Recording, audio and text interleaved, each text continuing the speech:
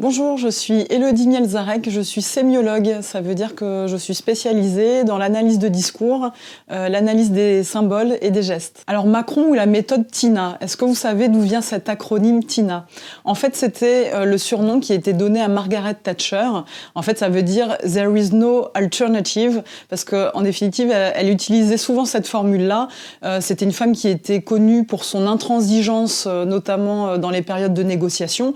Alors c'est vrai que d'un point de vue politique, on peut voir quelques ressemblances entre la méthode de Thatcher et puis celle d'Emmanuel Macron. Mais ce qui interpelle dernièrement, c'est beaucoup la comparaison, ou on va dire la fausse alternative entre c'est soit moi, soit les partis extrémistes. Alors c'est vrai que c'est un changement de paradigme, parce que pendant la campagne présidentielle, Emmanuel Macron était beaucoup dans la thématique du rassemblement. Et c'est vrai que ces derniers mois, eh bien, on voit ce nouveau élément de langage qui apparaît, c'est-à-dire qu'il n'y a pas d'alternative possible, c'est moi ou les extrêmes. Et finalement, on peut s'interroger sur cette façon dont on est enfermé dans cette fausse alternative et qui pose question. C'est-à-dire que déjà, ça annihile toute forme de créativité possible. Ça montre que le système est totalement sclérosé, c'est-à-dire que voilà, visiblement, il n'y a pas d'autres solutions possibles.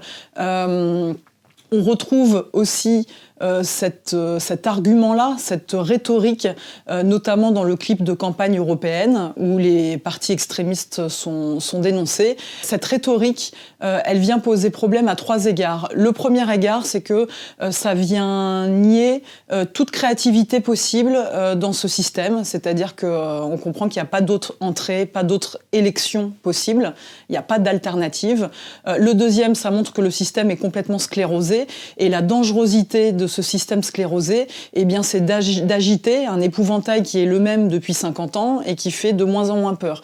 Donc on arrive presque à un paradoxe, c'est-à-dire que en voulant dénoncer un parti extrémiste, finalement, c'est aussi permettre sa mise en place. Et on voit bien comment, justement, le fait qu'il y ait des partis extrêmes qui soient présents, qu'on utilise aussi pour faire peur aux gens, et tout ça fait que le système est totalement verrouillé. Alors qu'en matière de vote, on pourrait imaginer d'autres systèmes de vote qui permettraient justement une expression plus large des besoins des citoyens, avec par exemple, je prends cette méthode au hasard, mais il en existe plein d'autres, et c'est pas à moi de les trouver. Justement, nos élus devraient vraiment avoir obligation de se pencher sur cette question-là. On pourrait imaginer que quand vous êtes dans une urne, vous ayez 2 noms. Vous donnez le nom de la personne que vous aimez et le nom de la personne que vous détestez.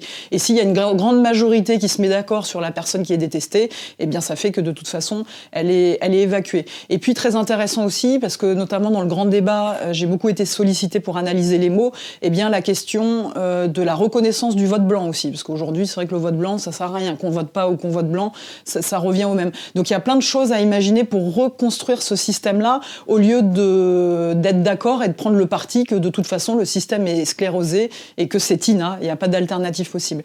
Et puis le troisième point qui pose problème, c'est que du coup ça devient un élément de langage, c'est-à-dire que le pas d'alternative se retrouve dans la bouche de beaucoup de personnes. Donc ça se retrouve au niveau de l'Élysée, c'est la communication gouvernementale. Ça se retrouve bien sûr dans la bouche des élus et des représentants de ce gouvernement. Alors ça peut être les députés, ça peut être des sénateurs, mais plus grave, ça se retrouve aussi dans la bouche de certains médias. Et quand on voit la couverture qui a été faite la semaine dernière par VSD, qui parle notamment des femmes préférées des Français, et on voit Marion Maréchal Le Pen qui est mis en exergue, on peut se poser la question finalement, est-ce que cette couverture-là, c'est pas une reformulation de cet élément de langage de toute façon, il n'y a pas d'alternative, donc ce sera forcément Macron? Je pose la question, et quand on regarde effectivement qui sont les personnes, les journalistes, les éditorialistes qui ont écrit cet article, on peut même se poser la question de savoir quelles sont leurs accointances avec le gouvernement actuel. Donc en définitive, ça peut paraître tout à fait anecdotique, mais ce sont des armes rhétoriques, et si on ne fait pas attention, on peut tomber justement dans le piège de cette fausse alternative qui montre que notre système justement républicain et citoyen est tout à fait en panne.